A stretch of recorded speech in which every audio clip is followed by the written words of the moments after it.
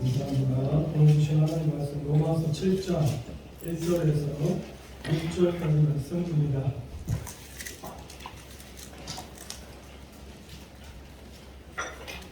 오늘 주신 하나님 말씀 로마서 7장 1절에서 6절까지 말씀입니다.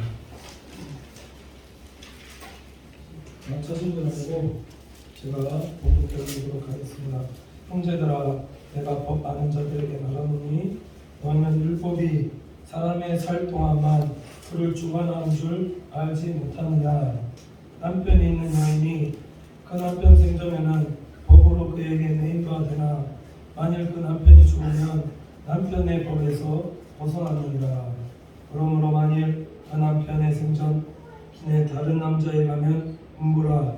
이르되 남편이 죽으면 그 법에서 자유케 되나니 다른 남자에게 갈지라도 음부가 되지 아니하느니라. 그러므로 형제들아, 너희도 그리스도의 몸으로 말미암아 율법에 대하여 죽임을 당하였으니 이는 다른 이곳 죽은 자 가운데서 살아나신 이에게 가서 우리로 하나님을 위하여 열매를 맺게 하려 함이니라. 우리가 육신에 있을 때에는 율법으로 말미암는 죄의 종욕이 우리 지체 중에 역사하여 우리로 사망을 위하여 열매를 맺게 하였더니 이제는 우리가 얽매였던 것에 대하여 죽었으므로 율법에 벗어났으니 이러므로 우리가 영의 새로운 것으로 섬길 것이요 의문의 묵은 것으로 아니할지니라. 아멘. 성가대 찬양하겠습니다.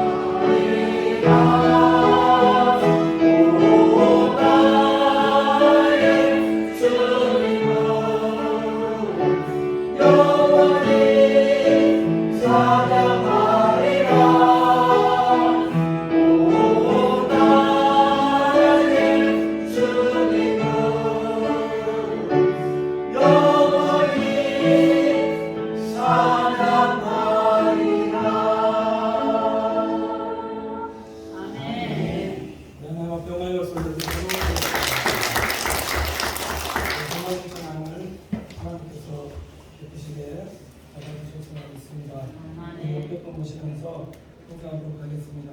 사랑합니다. 축복합니다. 잘 오셨습니다. 잘 될 것입니다. 네. 신앙생활에 잘 되는 축복받는 누리며 사랑하는 성도들 되시기를 간절히 축원을 드립니다. 네, 말씀 제목이 신랑 되시는 예수 그리스도 제목으로 하나님 말씀 전하도록 하겠습니다.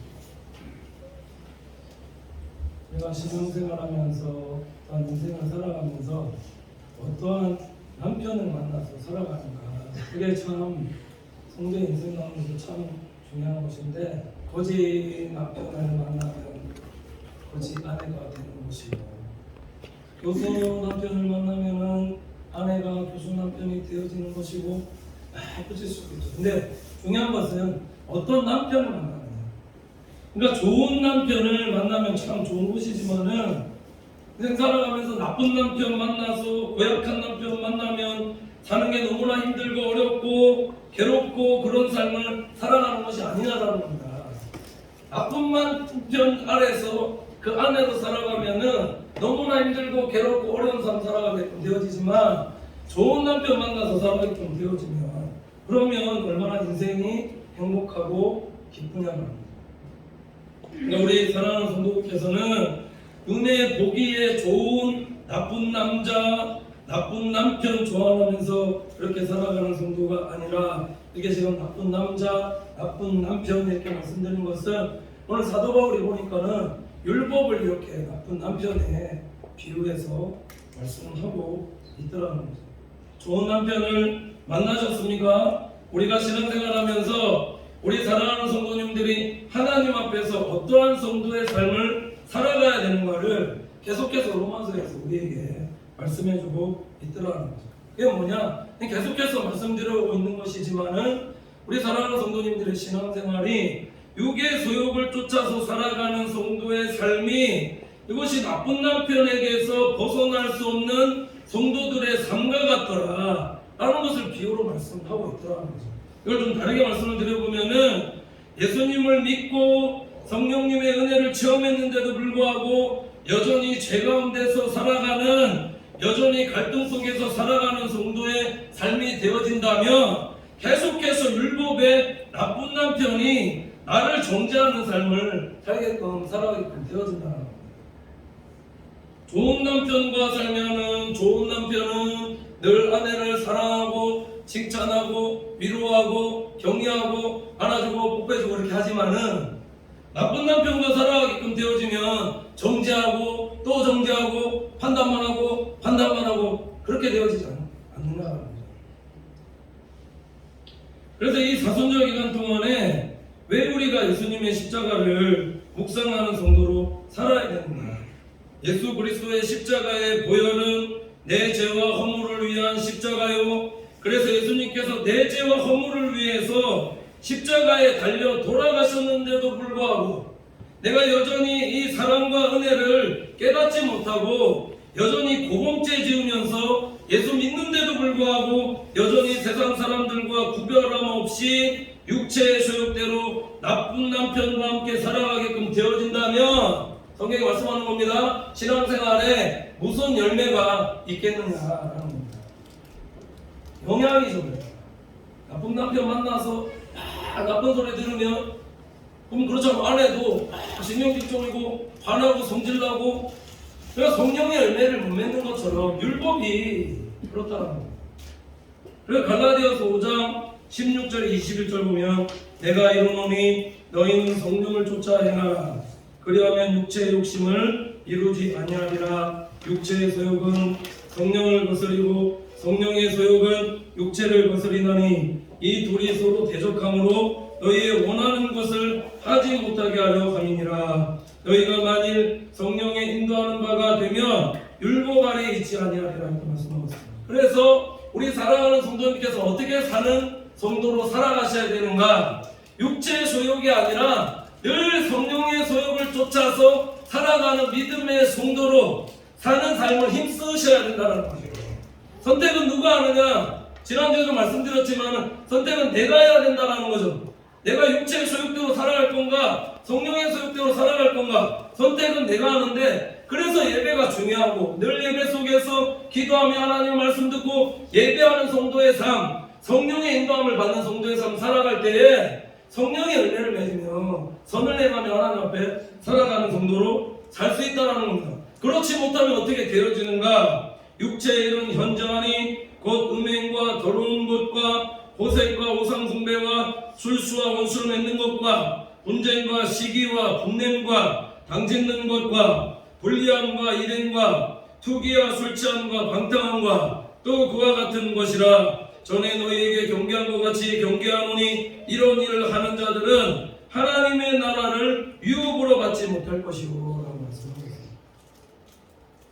우리의 신앙생활이 늘 성령의 소욕을 쫓아서 살아가는 믿음의 성도들 되어질 때에 하나님 나라를 위협으로 받는 성도의 신앙생활 되어줄 수 있다는 거죠. 그럼 성령의 성도에게 있어서 성령 안에서 살아가고 있다는 증거, 내가 지금 예수님께 붙어서 살아가고 있다는 증거가 무엇이냐라는 겁니다. 요한복음 15장에 보면은 예수님께 붙어있는 성도의 삶에 대해서 이 나타나는 특징에 대해서 말씀하고 있는데, 요한복음 15장 8절 보면 이렇게 말씀하고 있습니다. 예수님께 붙어있을 때에 우리가 어떠한 삶이 되어지는가? 너희가 과실을 많이 맺으면 내 아버지께서 영광을 받으실 것이요 너희가 내 제자가 되리라. 예수님께 붙어있다는 증거는 과실을 많이 맺게끔 되어지고, 그 과실을 많이 맺게 되어진 것이 내가 예수 그리스도 안에서 살아가는 제자다라는 증거다라는 겁니다. 과실을 많이 맺고 살아가고 있습니까? 또 11절 보면은 그래서 내가 이것을 너희에게 이름은 내 기쁨이 너희 안에 있어 너희 기쁨을 충만하게 하려 함이니라 말씀하셨습니다. 예수님께 붙어있다라는 증거는 붙어있음으로 인해서 열매를 많이 맺고 10년 가운데 하나님께 주시는 기쁨과 은혜와 감사와 찬양이 충만한 성도의 삶이 되어지는 것이며, 그래서 내가 예수님께 붙어있을 때에 내가 형식적이고 종교적이며 율법적인 신앙생활이 아니라 진정으로 성령 안에서 열매 맺는 성도의 삶, 기쁨과 은혜가 충만한 성도의 삶을 살게 되어진다. 이렇게 말씀하고 있더라고요. 예수님께 붙어있는 성도의 삶을 살아가고 있습니까? 계십니까? 열매가 있으셔야 된다는 거죠. 내 삶에 신앙생활에 열매가 있으셔야 되고, 그리고 진정으로 예수 믿는 게 신앙생활이 기쁨과 감사하고 은혜가 있는가, 이게 예수 그리스도 안에 있으면 이런 성도의 삶이 나타나져 있다는 거죠. 자, 그럼 예수님께 붙어있다라는 증거가 뭔가? 우리가 농사 지을 때 보면은 농사의 수질이 안 좋거나 연결되는 관이 깨끗하지 못해서 막혀 있어서 물이 공급되어지지 않고 더러운 물이 땅에 공급되어지게끔 되어지면, 그러면 어떻게 되어지느냐? 온전한 열매를 맺지 못하듯이 우리가 신앙생활하면서 열매를 맺는다라는 것을 예수님께서 요한복음 15장 1절에서 3절 보시면 이렇게 말씀하고 있는데, 내가 참 포도나무요 내 아버지는 그 농부라. 물은 내게 있어 과실을 맺지 아니하는 가지는 아버지께서 이를 제버리시고 무릇 과실을 맺는 가지는 더 과실을 맺게 하려 하여 이를 깨끗게 하시느니라. 너희는 내가 일러준 말로 이미 깨끗하였으니 내 안에 거하라. 나도 너희 안에 거하리라. 가지가 포도나무에 붙어있지 아니하면 절로 과실을 맺을 수 없음같이 너희도 내 안에 있지 아니하면 그러하리라. 이렇게 말씀하고 있습니다. 오늘 예수님께서 말씀하시는 것은, 자, 열매 맺는 포도나무가 되어지는 것인데 어떻게 하면 되어질 수 있는가? 첫 번째가 깨끗하여져야 된다는 것. 자, 이 깨끗하여져야 된다는 말씀이 어떤 말씀이냐라는 겁니다. 지금 농사에 대한 말씀을 하고 있는 것도 같지만은 우리 신앙생활에 있어서 열매 맺는 성도의 삶의 비결이 뭔가? 예수님께서 깨끗함에 대한 말씀하시고 계신데, 이 깨끗함이라는 것은 하나님 앞에서 진정으로 회개한 성도의 삶, 이 율법의 남편에서 벗어나서 내가 죽고, 이게 세례죠. 예수 그리스도와 함께 연합된 성도로 살아갈 때에 우리는 성령의 열매를 맺는 믿음의 성도들이 되어지는 것이며, 이런 성도들에게는 더욱더 기쁨과 은혜가 충만한 열매 맺는 성도의 삶을 살아가게끔 누가 인도하시는가? 성령 하나님께서 인도하신다. 그래서 갈라디아서 5장 22절에 23절 보시면 오직 성령의 열매는 사랑과 희락과 화평과 오래 참음과 자비와 연성과 충성과 온유와 절제니 이와 같은 것을 금지할 법이 없느니라. 그리스도 예수의 사람들은 육체와 함께 그 종과 욕심을 십자가에 못 박았느니라 이렇게 말씀하셨습니다. 자, 성도님들이 예수 그리스도의 십자가의 은혜를, 보혈의 은혜를 깨닫고 제 가운데 거하지 않고 종과 욕심을 십자가에 못 박고 죄에 대해서 회개하는 성도의 삶을 살아갈 때에 그럼 우리는 신앙생활에서 열매 맺고 신앙생활에서 승리하는 성도의 삶을 살아갈 수 있다 말씀합니다. 사도 바울이 오늘 로마서를 통해서 계속해서 우리에게 말씀하시고자 하는 말씀이 무엇인가? 자, 계속해서 말씀하는 것은 우리가 죄에 대해서 완전히 죽은 성도로 예수 그리스도와 함께 연합된 성도로 살아가는 산제서로서의 삶을 살아가면 정말 좋겠지만은 내 인생을 살아가면서 죄짓지 않고 살아갈 수 있겠느냐는 겁니다. 없거든요.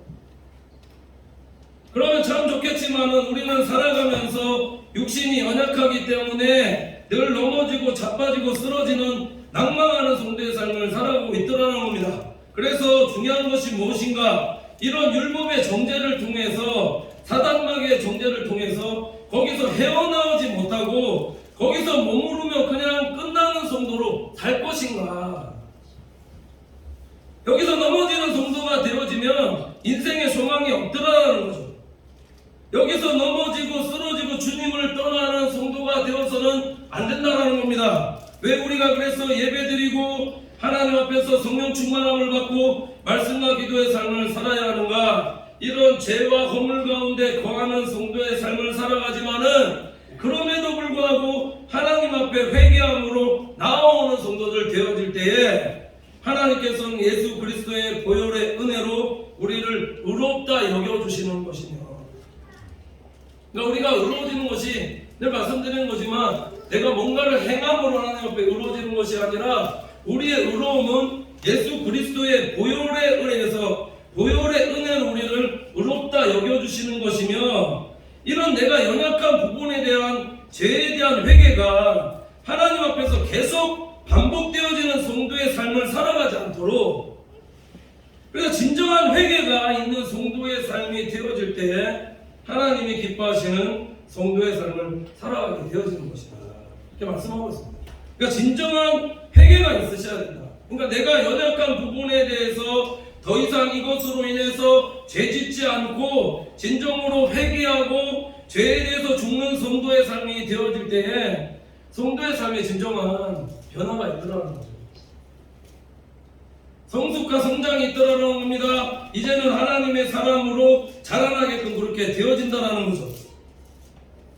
그래서 우리가 늘 하나님의 말씀과 기도의 삶을 살아야 될 이유가 여기 있더라는 겁니다. 늘 제 가운데서 거해서 육체의 소욕을 쫓아서 계속 사단은 나의 연약한 부분을 계속해서 공격하고 넘어지고 또 넘어뜨리는데, 지난주 말씀드렸지만 그래서 은혜를 더하기 위해서 죄를 짓다 해서 예수님의 보혈을 값싼 은혜로 만들어버리는 그런 성도의 삶이 아니라, 연약하기 때문에 그래서 나와서 또 죄짓고 회개하고 또 죄짓고 또 회개하고 계속 같은 부분으로 죄짓고 또 짓고 또 반복하고 이 삶의 연속이 되어지면 성경이 말씀하는 겁니다. 그럼 우리 신앙생활에 열매가 뭐가 있느냐? 우리 생활에 변화가 뭐가 있느냐? 신앙생활 성숙과 성장이 뭐가 있느냐? 하나님 앞에서 정말 자라가는 성도로 살아갈 수 있느냐? 없더라고요. 나쁜 남편이 이게 육체의 쾌락을 쫓아서 어떤 육체의 유혹과 죄의 유혹에 의해서 나쁜 남편이 계속해서 나쁜 남자가 좋아지는 것처럼 이것도 아니고 저것도 아니고 계속해서 차지도 높지 않는 성도의 이런 신앙생활이 아니라 진정으로 하나님 앞에 회개하고 이제는 종교생활에서 신앙생활로 접어드는 성도의 삶이, 이게 율법의 남편, 나쁜 남편이 죽고 진정으로 신랑 되시는 예수 그리스도와 연합되어지는 성도의 삶을 살게끔 되어질 때에 그럼 예수 그리스도 안에 들어온 겁니다. 그러면 더 이상 율법이 우리를 정죄하지 못한다는 겁니다. 왜 정죄하지 못하는가? 남편이 법적으로 바뀌었는데 이게 어떻게 율법이 우리를 정죄할 수 있느냐라는 거죠.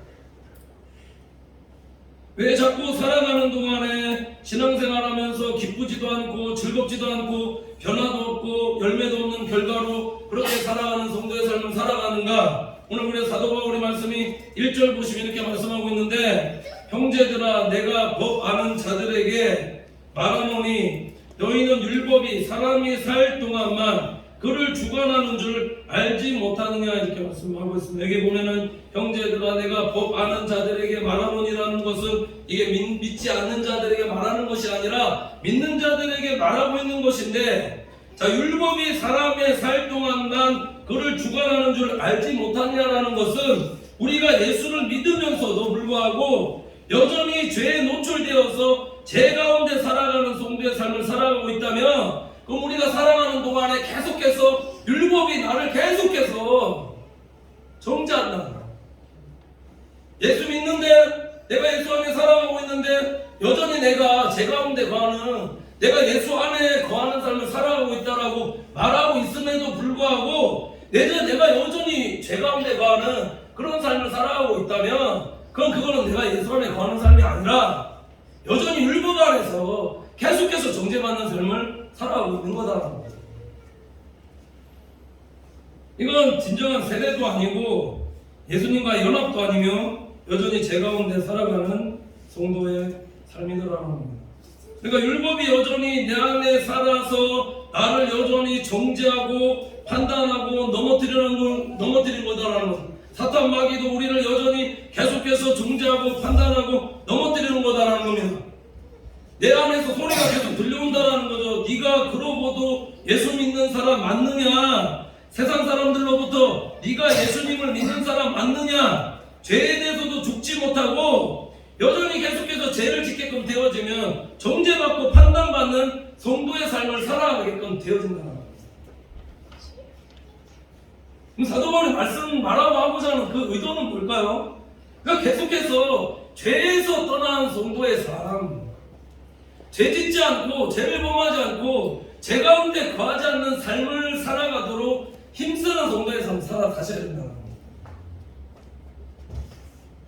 근데 죄졌는데도 불구하고 내가 여전히 가려운 가려지는 삶을 살게끔 되어진다면 이것은 진정으로 은혜 안에서 살아가고 있는 성도의 삶이 맞더라는 겁니다. 다윗이 이것을 이렇게 표현하고 있는데, 로마서 4장 6절에서 8절 보면 이렇게 말씀합니다. 이러한 것이 없이 하나님께 의로 여기심을 받는 사람의 행복에 대하여 다윗이 말한 바 그 불법을 사하심을 받고 그 죄를 가리우심을 받는 자는 복이 있고 주께서 그 죄를 인정치 아니하실 사람은 복이 있도다 함과 같으니라, 이렇게 말씀하고 있습니다. 자, 이것의 차이가 무엇인가? 죄를 지었음에도 불구하고 여전히 내 안에 정죄받고 세상 사람들로부터 판단받고 있는 성도의 삶을 살아가고 있다면, 나는 여전히 율법 안에서 율법적인 세속적인 인본적인 신앙생활을 하고 있는 사람일지도 모르겠지만, 죄를 지었음에도 불구하고 하나님의 은혜가 있고 하나님의 용서가 있고 죄가 가려지는 성도의 삶을 살아가는 것은, 이거는 하나님의 은혜 안에 살아가는 성도의 삶의 증거인데, 자, 중요한 건 뭐냐면, 자, 앞에의 삶과 뒤의 삶의 이게 차이가 뭐냐라는 겁니다. 죄를 짓게끔 되어지면 계속해서 율법을 통해서 정죄를 받게끔 계속해서 되어지는데, 앞에는 계속해서 정죄를 받고 뒤에는 죄를 지었는데도 불구하고 가리우심을 받고 사하심을 받고, 왜 그렇게 되어지느냐, 이 차이가 뭐냐라는 겁니다.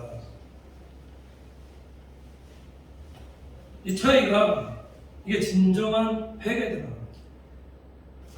진정으로 하나님 앞에서 사람들 앞에서 회개하는 성도의 삶을 살아가는가 그렇지 않은가, 그래서 우리 인생의 죄에 대한 회개가 얼마나 중요한지를 성경에서 우리에게 말씀을 하고 있더라고요. 우리 신앙생활에 있어서 가장 중요한 것이 회개다. 하나님 앞에서 왜 하나님께서 사울왕은 패하시고 다윗을 하나님의 마음에 합한 자로 축복하셨는가? 죄의 경중을 따지고 보면은 사울왕보다 다윗이 훨씬 더 죄를 많이 지은, 자, 강간죄 범하였습니다. 살인 교사죄 율법대로하면은 죽을 죄를 졌다라는 거죠. 근데 더 훨씬 죄를 더 많이 지은 사람인데도 불구하고 왜 하나님께서 사울왕이 아니라 다윗을 기뻐하셨는가? 다윗의 삶에는 무엇이 있었고 사울왕의 삶에는 무엇이 없었는가 살펴보면은 사울왕의 삶에는 진정으로 하나님의 앞에서 회개가 없었다. 회개가 없었기 때문에 선지자를 통해서 계속해서 말씀을 통해서 지적받는데도 불구하고 어떻게 어떤 성도의 삶을 살아가는가 계속해서 핑계대면서 변명하면서 하나님 앞에서 진정한 회개가 없더라는 거죠.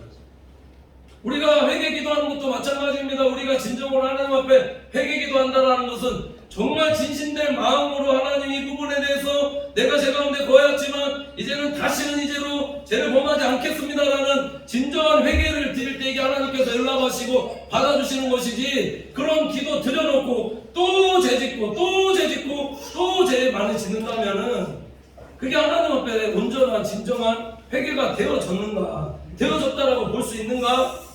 없다라는 거죠. 그래서 역대상 10장 13절에서 14절 보시면 사울의 죽은 것은 여호와께 범죄하였습니다. 저가 여호와의 말씀을 지키지 아니하고, 지켰죠. 반반 지켰지 않습니까? 내 생각대로, 내 판단대로, 선지자의 말 반, 내 생각 반. 근데 지키지 아니하고 이렇게 나옵니다. 또 신접한 자에게 가르치기를 청하고 여호와께 묻지 아니하였으므로 말씀하고 있는데, 묻지 않았는가? 물었거든요. 물었습니다. 근데 왜 묻지 않고라고 나오냐라는 거죠. 기도해서 물었는데 응답받고 행한 것이 아니라 자기 생각대로 그렇게 행하더라는 거예요. 그러니까 하나님께서 어떻게 하셨는가? 저를 죽이시고 그 나라를 이새의 아들 다윗에게 돌리셨더라 이렇게 말씀하고 있습니다. 회개가 없으니 끝까지 하나님의 말씀도 지키지 아니하고 핑계와 변명의 삶을 살아가게끔 되어지고, 기도를 해도 죄로 인해서 통로가 막혀 있으니까 응답이 없는 삶을 계속해서 살아가게끔 되어지더라. 그러니까 기도해도 기도 안 했다, 상달되지 않으니까 오늘 말씀이 얘기하는 것은 하나님 앞에서 묻지 않았다라고 평가받더라는 거죠. 근데 중요한 것은 다윗의 삶 가운데는 이 죄에 대한 진정한 회개가 있었다라는 겁니다. 우리아의 아내 밧세바를 통해서 범한 이후에 나단 선지자를 통해서 하나님의 말씀을 통해서 죄를 지적받을 때에, 자, 이 말씀을 듣고 하나님 앞에서 진정으로 회개한 말씀이 시편 51편 5절에서 12절에 나오는데 읽어드리면 이렇습니다. 내가 죄악 중에 출생하였으며 모친이 죄 중에서 나를 잉태하였나이다. 중심의 진실함을 주께서 원하시오니 내 속에 지혜를 알게 하시리이다. 옷을 조로 나를 정결케 하소서. 내가 종아리이다. 나를 씻기소서. 내가 눈보다 희리이다. 나로 즐겁고 기쁜 소리를 듣게 하사 주께서 꺾으신 뼈로 즐거워하게 하소서. 주의 얼굴을 내 죄에서 돌이키시고 내 모든 죄악을 고만하소서. 하나님이여 내 속에 정한 마음을 창조하시고 내 안에 정직한 영으로 새롭게 하소서. 나를 주 앞에서 쫓아내지 마시며 주의 성신을 내게서 거두지 마소서. 주의 구원의 즐거움을 내게 회복시키시고 자원하는 심령을 주사 나를 붙드소서. 이렇게 고백하고 있습니다. 자, 이 말씀의 의미가 무엇이냐면 다윗의 이 시편의 다윗의 이 회개를 보면은 이게 지금 어떤 기도인가 잘 묵상해 보면은 하나님 앞에서 다시금 똑같은 죄 짓지 않고, 똑같은 죄를 짓지 않고, 반복해서 짓지 않고, 고음죄 짓지 않고 하나님 앞에 나오는 이 중심이 다윗을 하나님 보시기에 의로운 사람으로 믿음의 성도로 하나님께서 인쳐주신 것이다. 이게 성도의 기도가 되어야 돼요. 이것이 우리를 위해서 죄와 허물 가운데 있던 우리에게 흘리신 예수 그리스도의 보혈의 은혜, 성도에게 주시는 하나님의 은혜다라는 겁니다. 이것을 위해서 예수님께서 십자가에 피 흘려 돌아가신 것인데, 그러니까 온전한 성도의 해결을 위해서 보혈을 흘려주셨는데 이것을 깨닫지 못하고 또 죄짓고 죄짓는 반복된 성도의 삶을 살아가게끔 되어진다면 이게 우리가 진정으로 예수 그리스도의 은혜를 깨닫고 살아가는 성도의 삶이냐 말입니다. 그러니까 성도가 어떻게 살아야 되는가? 우리 인생의 진정한 남편이 누가 되셔야 되는가? 예수 그리스도라는 거죠. 우리의 신부이고 예수님은 우리의 진정한 남편이다라는 겁니다. 예수님을 믿는 것은 우리 인생의 나쁜 남편이 죽고 예수님이 진정한 우리의 남편이 되어지는 것이다. 그래서 성도는 진정한 신랑 되시는 재림 예수를 기다리면서 성령의 기름 준비하는 성도의 삶을 살아갈 때에 진정한 하나님께서 주시는 행복과 기쁨이 있는 성도로 살아갈 수가 있더라는 거죠. 어떻게 우리가 이 사실을 알고도 우리가 죄 가운데 거할 수 있느냐라는 겁니다. 없습니다. 그래서 오늘 사도 바울이 로마서 7장 2절에서 4절 보면 이렇게 말씀하고 있는데, 남편 있는 여인이 그 남편 생전에는 법으로 그에게 매인바 되나 만일 그 남편이 죽으면 남편의 법에서 벗어났느니라. 그러므로 만일 그 남편 생전에 다른 남자에게 가면 음부라. 이르되 남편이 죽으면 그 법에서 자유케 되나니 다른 남자에게 갈지라도 음부가 되지 아니하리라. 그러므로 형제들아, 너희도 그리스도의 몸으로 말미암아 율법에 대하여 죽임을 당하였으니 이는 다른 이 곧 죽은 자 가운데서 살아나신 이에게 가서 우리로 하나님을 위하여 열매를 맺히게 하려 함이니라. 이렇게 말씀하고 있습니다. 자, 지금 여기서 말씀하고 있는 것은, 자, 이것을 사도 바울이 결혼관계로 비유해서 율법을 설명하고 있는데, 앞에서 말씀드렸지만은 좋은 남편을 만났으면은 좋겠지만은 살아가면서 그렇지 못한 남편을 만날 수도 있더라라는 겁니다. 좋지 못한 남편을 만나면 고통과 멸시 속에서, 괴로움 속에서 내 힘으로 해방될 수 없는 삶을 일평생 살아가는 것처럼 율법 안에서 거하면서 살아가는 성도의 삶도 이와 마찬가지더라. 성경이 이혼을 금하고 있는데, 그래서 벗어나려고 해도 벗어날 수 없는 법에 매어져 있어서 그 이혼하려고 해도 절대로 이혼할 수 없는 것이 이게 영적으로 보면 율법이더라라는 겁니다. 이 율법에서 어떻게 성도가 벗어날 수 있는가?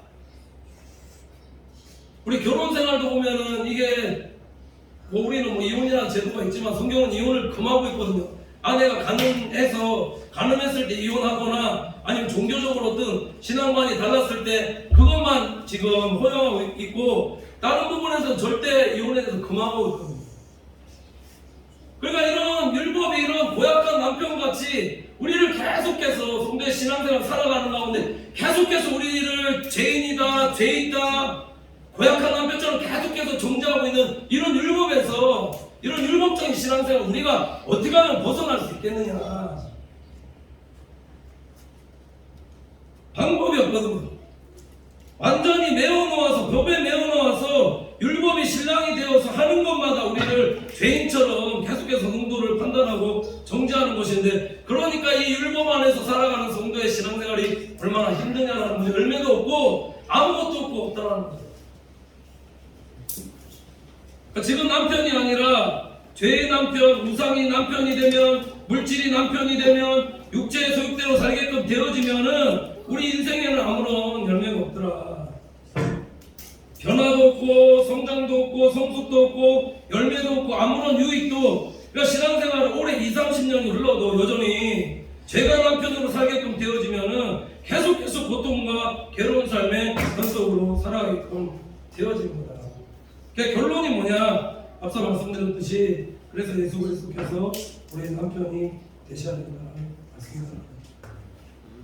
육체의 소욕대로 살지 말고, 그래서 5절에서 6절 보시면 우리가 육신에 있을 때에는 율법으로 말미암는 죄의 종욕이 우리 지체 중에 역사하여 우리로 사망을 위하여 열매를 맺게 하였더니, 이제는 우리가 얽매였던 것에 대하여 죽었으므로 율법에서 벗어났으니 이러므로 우리가 영의 새로운 것으로 섬길 것이요 의문에 묵은 것으로 아니할지니라. 이렇게 말씀하고 있습니다. 성도는 예수 그리스도와 함께 연합된 자가 되어서 내가 죽고 내가 예수 그리스도와 함께 연합되어진 자 그리스도와 함께 다시 부활하게 되어지는 것이다. 그래서 고린도후서 5장 17절 보시면 그런지 누구든지 그리스도 안에 있으면 새로운 피조물이라 이전 것은 지나갔으니 보라 새 것이 되었다.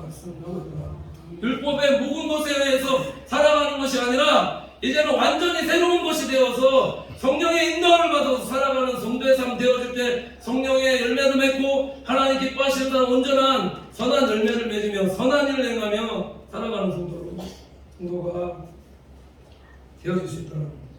요한복음 4장에 보시면은 사마리아 여인같이 사마리아 여인이 5 남편이 있었지만은 그 삶 속에 5 남편이 있었음에도 불구하고 계속해서 남편 바꾸는 삶을 살았지만은 만족함이 없는 삶을 살게끔 되어졌지만 내가 진정으로 회개하고 우리 신랑 되시는 예수님을 만나서 진정으로 예수님께 다시 시집가는 이런 연합된 신부로서의 삶을 살아갈 때에 예수님이 우리의 진정한 신랑 되어 주시는 것이며 이런 성도의 삶을 진정으로 영과 진리로 예배드리는 성도로 성령으로 기름 부어 주시는 것이며 성령의 열매를 맺는 성도가 되어서 진정한 기쁨과 은혜 속에 믿음의 상속자로 부사로 살게 하신다는 사실 기억하면서 나쁜 남자 나쁜 남편 좋아하지 마시고 좋은 신랑 되시는 예수 그리스도를 따라 함께 살아서 성령의 인도함을 받아 살아가는 열매 맺는 기쁘고 즐거운 신앙생활을 하며 살아가는 우리 믿음의 권속들이 다 되시기를